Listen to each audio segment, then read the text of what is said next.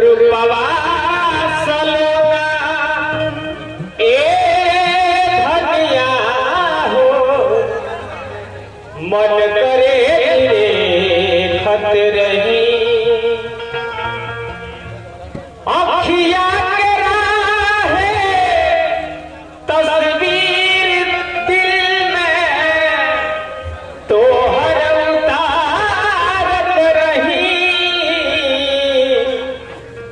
रूपवा सलोना ए धनिया हो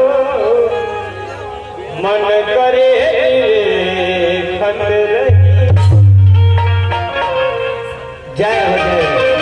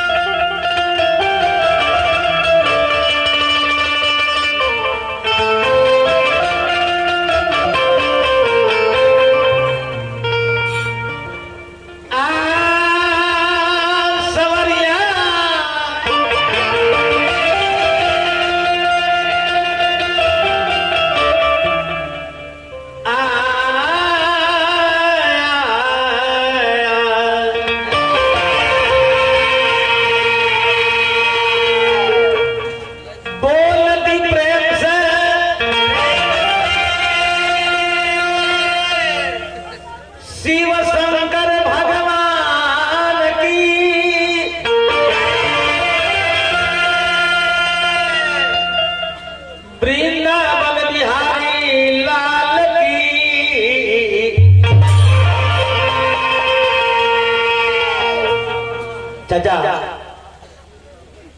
बड़ केकरा कहल जा थोड़ा ध्यान दिया जा। छोट भाई हमारा अरविंद जी, ये अरविंद जी नहीं खन बोलो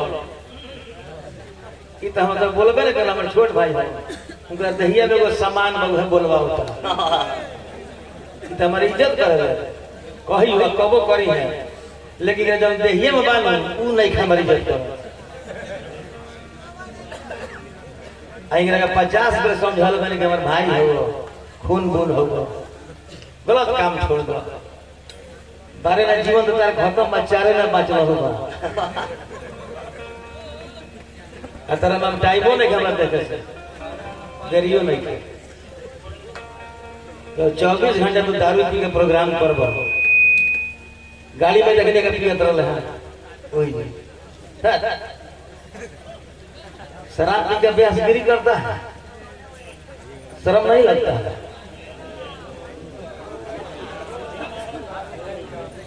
राम के कृष्ण के भजन शराब पी के पूजा पाठ कर जरा इतना भारी गलती के करी का बहस करते अपन गाना बजाना गाओ बुरे बात है।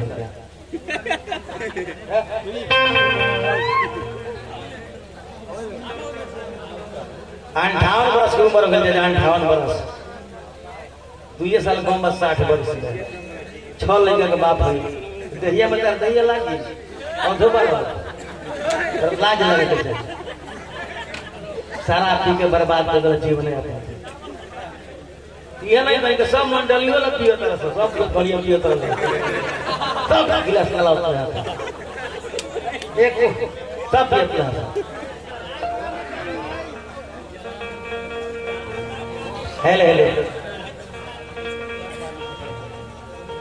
देखा माथा जवान खराब कर समय का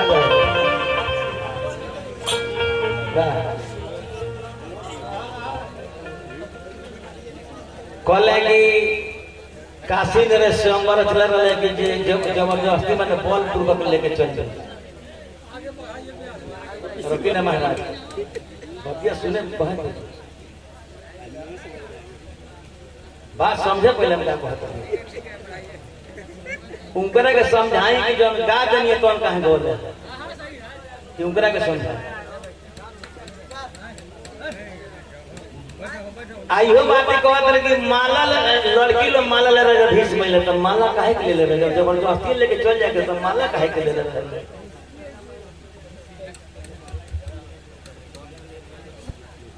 दांत कथा ना गेले तो भाई महाभारत हम कि ना हो इनके लिखल हम गई बे लिखल ना जाए यही जी बस दांत कथा ना गेले ये हमार सब गा के लेवल श्यामर गईले भीष्म पितामह अइले तीनों लड़की के हर के ले गईले सब गा देले बानी।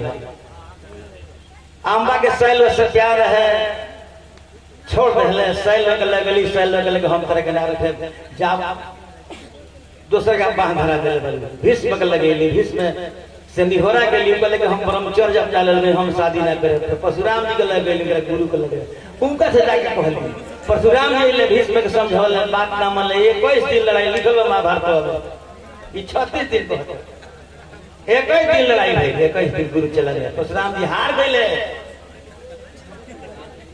आउ है आंबा बहुत ही होरा के लेवली भीष्म पितामह के बात ना मान ले उहा आंख में चीटा सजा के श्राप देले बड़ी यही तन से जो सरकार रूप में कि बदला चुका है कि दुर्पद के असर खंडी भइल गए यह तक हम कथा गा कर लिया और वह की जतरे खड़ा होके मकई के बाल हो रहा के दे दे तो लाइन छोड़ दाना छोड़ा जब एक लाइन मकई के दाना छोड़ा के खा गई बनी तो मका में खुखुड़िए तो मैं दाना लगे छोड़ा होता तो मकई के बाल हो रहा के आदमी के दे तो लाइन से दाना छोड़ा के खाई कुकुर के दे न दी ई का जानता कि लाइन का हो बेला लगा खुखुड़ी खाता के निमल में दाना न छोड़ा के चाहिए कथा जहां छूट गई उससे आगे में जाओ छोड़बा कहां से फिर हम आगे यह तो बोला के बात है कोई में लभे रहता है दे दिले बोतल लिया और दारू लिया के वो हमारे वाह चाचा देखी रावण बड़ी विद्वान पंडित रहले। रावण बड़ी विद्वान पंडित रहले, कितना निमन बात सोचले रहले, जौन के सोचल का ना भाई। सुनी ई सब व्यास गति के चीज है। का सोचले रहले? अरे सोचल का कहत रहे कि तार गलती काट दे भी कौन खाली तारा सब व्यास के कितना हम बर्बाद करे जियान कर दे। अरे जात होए से तरह के बक्सत है तब ले वैबे ना करिले, हम पीटबो करिले, मरबो करिले, सब काम करिले, तारा मालूम नहीं।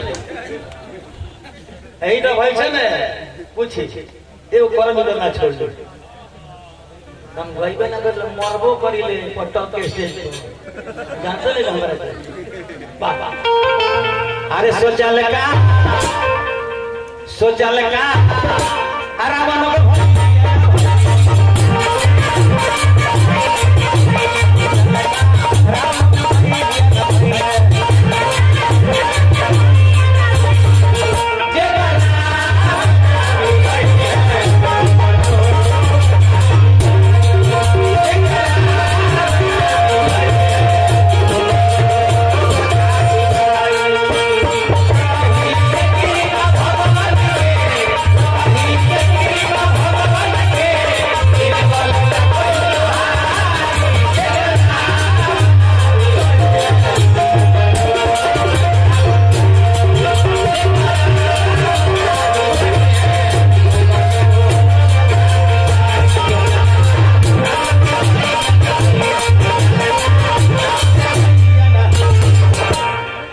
रावण सोच कार है। सुनी हेलो बाप के बैठा ए चाचा बाप के आगे बेटा न मरी। बाप के जिंदगी में बेटा का मौत होने के ना चाहिए। रावण का सोच रहता है। 42 साल गावत हो गई। रामाशंकर जी लोग कहले रामाशंकर बाबा तोरे घरी गुरु बाबा ही काम करब शराब में भट्टी में रहत तो तेरे घर बिंद जी के भैया बिंद बाबू। अरे यार वही के शान हो कि यार चलो बिहार बंगाल कहाँ जहाँ चलो एक से काल जितना भारी भारी मंच होला एगो रामाशंकर जादव जाले अहिर के शान तू हो भट्टी के दरबार।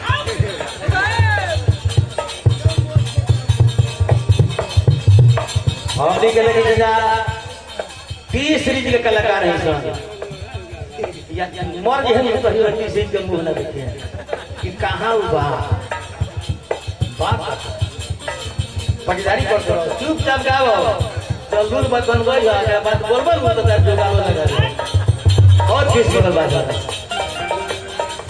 बाप के आगे बेटा न मरी। रावण भजन सुनले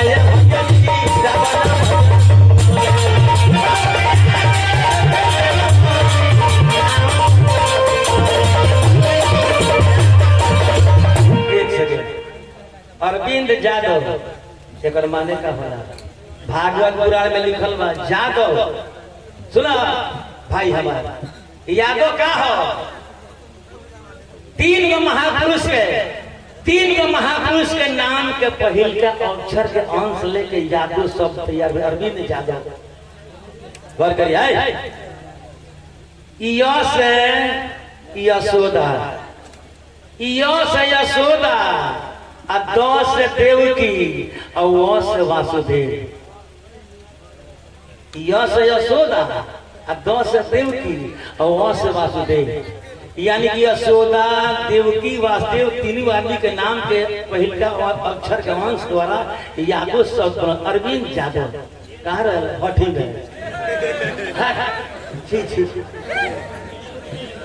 मास्टरों का तो हम पढ़ा रहे कहा लड़का पढ़ावल दादा हो दादा सब की अगले होने से कर पढ़ावल एगो पास ना करिए से इधर पी के सुन जे पढ़ावल का अरे दादा अहिर के कलम बाप के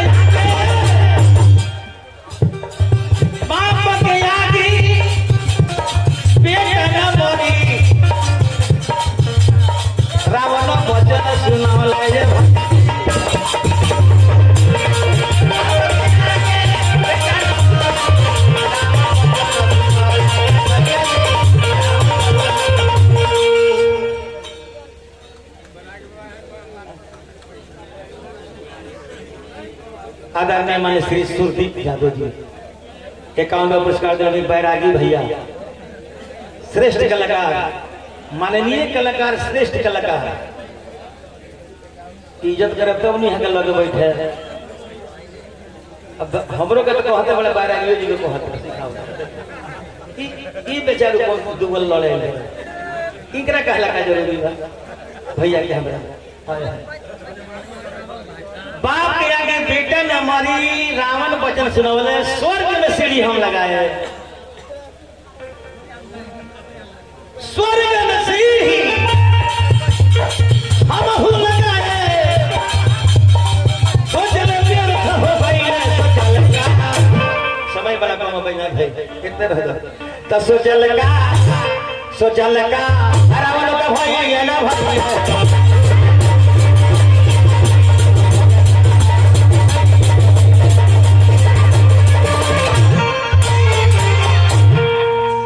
भीष्म पितामह अंबिका अंबालिका दोनों जाना के ले गए चित्रांगद के तो 6 के रोग रहे 6 के रोग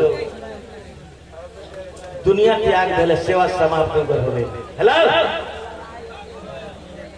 अंबिका अंबालिका के शादी विचित्र वृक्ष से हो गई। अंबिका अंबालिका के शादी विचित्र वृक्ष से भई दिने दिने बहुत दिन बीते लगल एको संतान हो रही नहीं था। माई सतवती की आंख से आंसू आ गए कि कुल खानदान कैसे चली माई सतवती के आंख से नीर गिरे लगल। भीष्म पितामह से कहते कि बेटा तू ब्रह्मचर्य हो गई आ दुगो लड़की कन्या ले भाई के शादी के लिए विचित्र ब्रिज के ए चाचा इनहू के तंग से संतान नहीं के होकर माई सतवती के चिंता हो गई आंख से आंसू लागल गिर लागल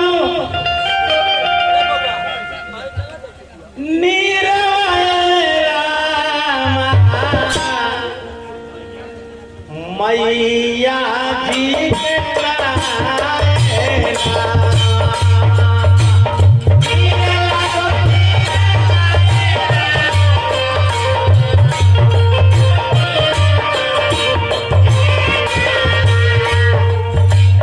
गिरे लागो नीरवा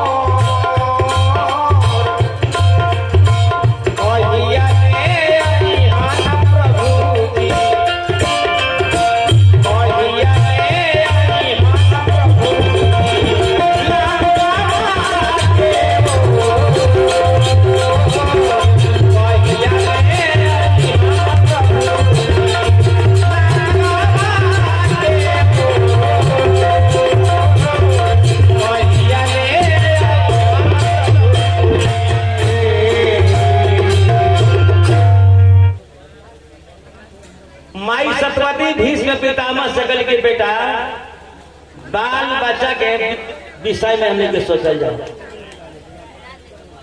विचित्र बीज के शादी भले बहुत दिन बीतल, अभी कोई संतान ना भइल, खानदान चली कैसे। माई सतवती भीष्म पितामह से एगो कथा वहां कहली, खानदान चले की एगो उपाय है बहु कि परिवार कैसे बढ़ी, बाल बच्चा कैसे हुई। माई सतवती भीष्म पितामह से कहते कि एक समय के बात हो कि नदी में हम नाय के रखवार रहनी, पिताजी के बीमार पड़ गई, पिताजी हमरा के नाय रक्षा करे के घाट पर छोड़ देनी। जना बेरा में 8 बरस कर रही। अब पराशर मुनि ओकर आगे अचानक एक घाट पर कले की बच्ची नाय लिया हमरा के तनी पार हेला दो। माई सतवती कथवा कहत रही जब पितामह से हमरा के पार हेला दो। हम कहनी कि बाबा पिताजी के तबीयत खराब बा, हम नाय अगोरे खाती बानी, खेवे के हाल नहीं जाना। पराशर जी कहले कि चिंता मत करो। मुनि जी नाय पर चढ़ गए, कहले कि तू चल ना नाय है हलला।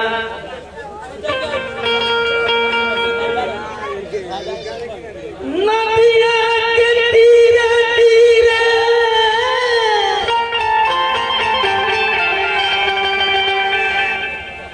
अरे नैया चले धीरे धीरे, नदिया के तीरे तीरे अरे नैया चले धीरे धीरे। किया हो भैया जी हो, किया हो भैया जी हो। पराशर जी आसन लगा के नाय में बैठ गए, नाय धीरे धीरे चल किया हो भैया। सतवती माई कथवा कहत रही भीष्म पितामह से जा, किया हो भैया जी हो, किया हो भैया जी हो। सुन भैया आगे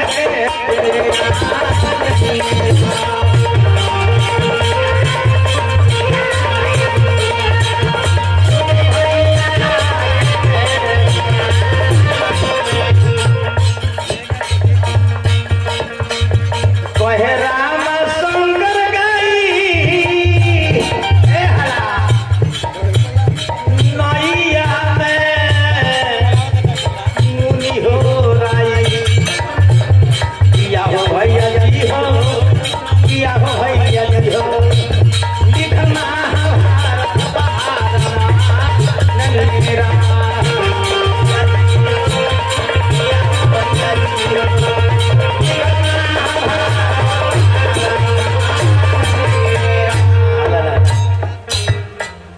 माई सतवती भीष्म से कहत रही कि पराशर जी मुनि नाय पर बैठ गए, जब बीच नदी में नाय गई तो कहले कि हमरा के रति दान दो।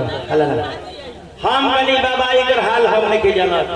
हमरा के 12 साल के ओ नौजवान कन्या बना दहले, भोग कैले। 12 पल में एगो लड़का के जन्म भइल नाय पर। 12 पल में 12 पल में एगो लड़का के नाय पर जन्म भइल। ओह पर जब नाय गई, हेलो, ओह पर जब नाय पहुंचल तो बालक मुनि जी के साथ में जाए लगल जंगल में। माई सतवती कहली कि हमारा आंख से आंसू बहे लगल। हम कहली बेटा खिलौनी हम जन्मौनी, हम खिलौनी ना हलल। उ लड़का कहले कि माई तू चिंता मत कर। माई सतवती से कहले कि जब जब कर मुसीबत पड़ी याद करब तब हम कर लगे मुसीबत में आ जाए। वह लड़का पराशर जी के साथ में जंगल में जाके तपस्या करे, जल्दी वेद व्यास हो गई। यह बतिया और कहले रहले माई सतवती से कि जब कर मुसीबत पड़ी कोनो समस्या हुई तो याद करबो तो हम आ जाए। जब विचित्र बीज के बाल बच्चा नहीं के होकर वह माई सतवती भीष्म पितामह से कहत रही कि जब तू आ गई है, तू आ गई है तो हो सकते खानदान बढ़ जाओ, आगे मैं चल सकता। माई सरस्वती भीष्म पितामह से बतिया कहनी वाह बबुआ हो वाह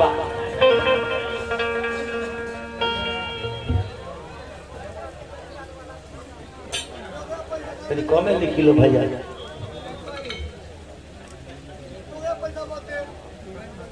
पंचायत समिति पूर्वी क्षेत्र से बाबा बैजनाथ चौधरी तिसियाव का मोबाइल नंबर 82984219 एकाउंट में पुरस्कार में हार्दिक अभिनंदन नमस्कार जगह में जय जयकार है। माई सरस्वती भीष्म पितामह से कहली कि अब खानदान चले उम्मीद बा हम वेद व्यास के स्मरण करे स्मरण करे उनकरा के बोलाए आ खानदान चले बाल बच्चा हो भाभा कैसे एगो समय के गीत के याद आ गए आदेश भैया तो भजन बड़ी पुरान हो ढेर दिन गले हो गए लेकिन भाई हैरान के लिए बस समाज सुधार गीत के भाई प्रवाह के लिए बस सुमरने की सरकार चली गई वेद व्यास आई है तो देखिए क्या हो रहा काहे माया में भुलाई बाण तो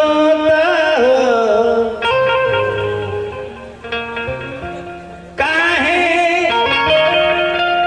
माया में भुलाई बाण तोता हो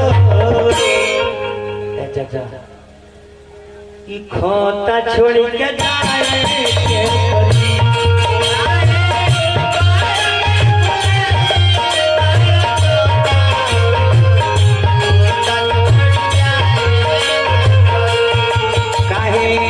माया में भुलाई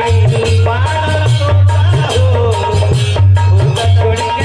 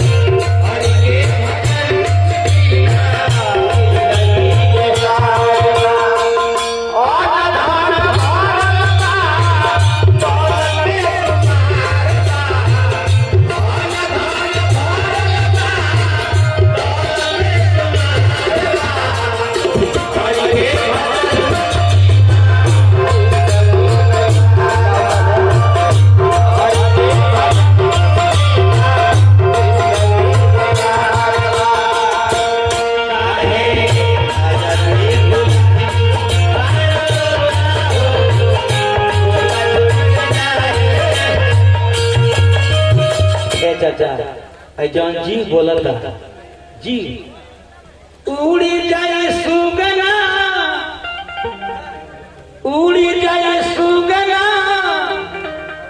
लवाटी के नताकी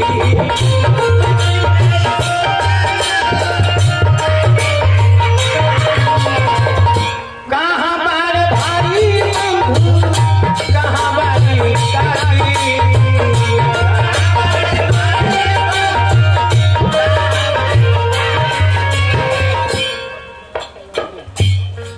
राजा रंग होई है राजा रंग होई है राजा रंग होई है हार जोता हो ई खोता छोड़ के जाए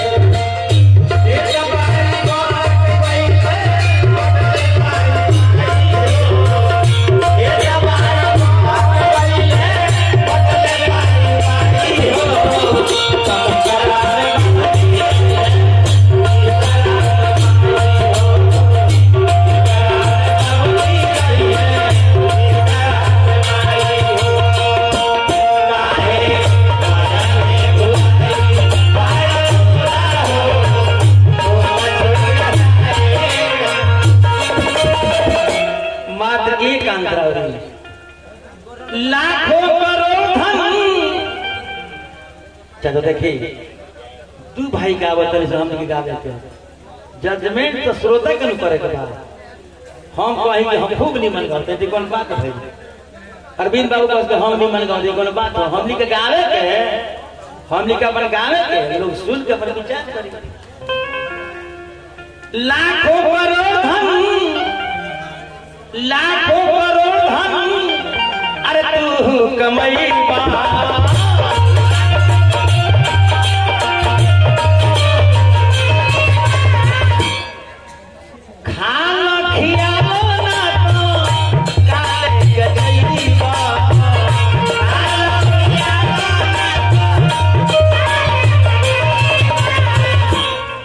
तुहरे छीन लिहे तुहरे छीन लिहे पहिरली लंगोटा हो तुहर छीन लिहे पहिरल लंगोटा हो ई खोता छोड़ के जा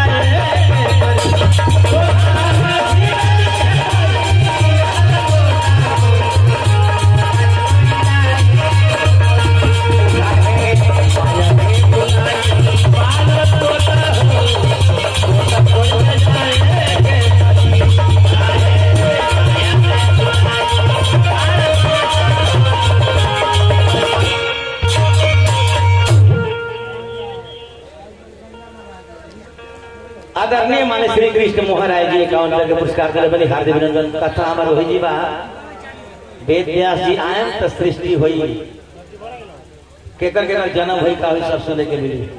तनी को बड़ा बढ़िया बाबू कलाकार हमारे बाबू आइल बड़े पप्पू के चला हुआ ना उनके खरी कर काम ऐसे कॉलेज की उनके चला हुआ का चलिए और हम क्या करें हम के साड़ी पहने के लिए नहीं थे तो यही नहीं सदस्य कुछ का देते सुना हाल ना सुनी बउआ जी शंकर भगवान पार्वती से पूछने के पार्वती तू रोज 100 ध्वज के कहाँ जा हाल ना देख कितना बढ़िया था। शंकर भगवान पार्वती से कहनी कि रोज 100 ध्वज के तू कहाँ जालू तब पार्वती जी कहली कि श्री कृष्ण भगवान रास रासलीला होला वही में जाइले देखे तो शंकर भगवान कहनी कि पार्वती आज हमहू चल देखे रासलीला कृष्ण भगवान के। पार्वती जी कहली कि रासलीला में मर्द न जाले खाली जना न जाले तो शंकर भगवान कहनी कि हमरो के साया साड़ी पहनावन ले चलो हम देखे। पार्वती साया साड़ी लिया दिलिए शंकर भगवान साया साड़ी पहन के जनाना बन गए। अब पार्वती जी के साथ में कृष्ण भगवान के रासलीला देखे जाए लगली तो रास्ता में विदेश मंत्री भेटा गए। विदेश मंत्री नारायण नारायण नारायण हे पार्वती रोको रोको रोको रोज अकेले जाते रहलू हा आज तेरा साथ में मोटा मेहरारू के हो। पार्वती जी कहले नारद बाबा हमारा पटीदारी में के दे आदि नहीं गाँव में आई गली। शंकर भगवान कहले नीमन फेरा में हम करे देंगे आज मेहरारू के दे आदि हो गई। और कृष्ण भगवान के रासलीला में जितना सखी लोग बैठा है शंकर भगवान को कोना में साड़ी के घूघ तान के लुका के बैठ गए कोई चीज ही ना। सड़िया के भीतर या लीलरा में चंद्रमा भगवान चम चम चमकत रहे। श्री कृष्ण भगवान देख रहे आ कहानी कि जितना सखी के नाच भइल बा आज कौनो सखी के नाच ना होई आज नौकी मोटकी सखी के नाच होई। अब तो शंकर भगवान के पसीना छूटे लगल गया दादा मजिस्ट्रेट के में धरा गए। आ कृष्ण भगवान जाके शंकर जी के बढ़िया धके खड़ा करा देने आई भले बाबा आई हन आही के रहला तो साया साड़ी पहिर के काहे नहीं हा बसहा बैल पर चढ़ के वही रासलीला देखती है कैलाश पर चल जाती का दिक्कत रहला साड़ी पहन के डंड है कि आज नाचे के पड़ी श्री कृष्ण भगवान के भजन होखे लगो आ शंकर भगवान ठुमुक ठुमुक नाचे लगे। वाह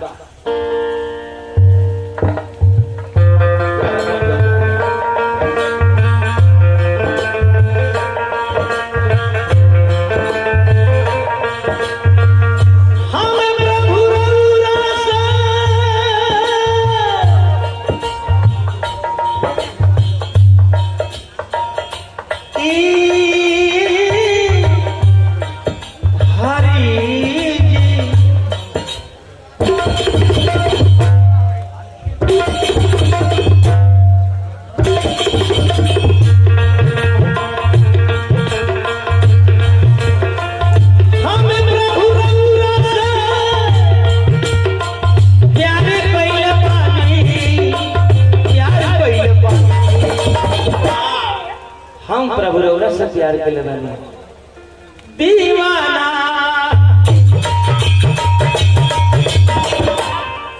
घोड़ दौड़ना है घोड़ा के नाचना है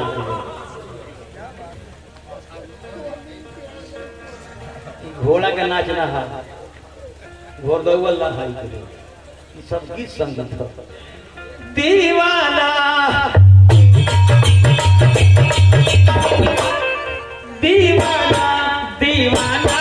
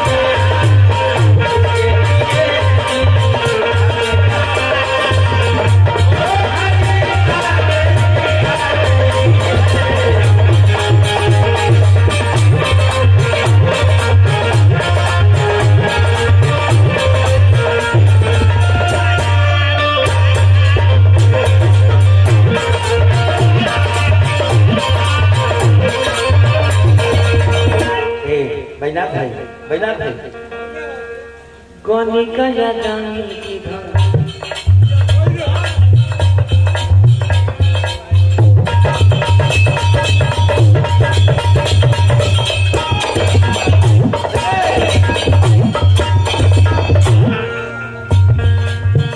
गनिका या जानी की सेवरी के तरनी हम भारी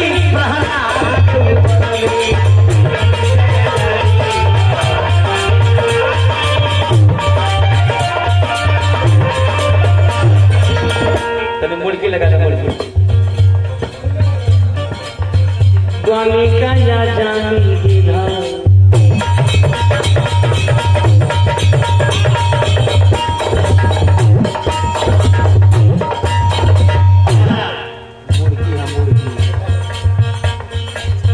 गनिका या जानी विधा सेवाई के करने हम भारी पहरा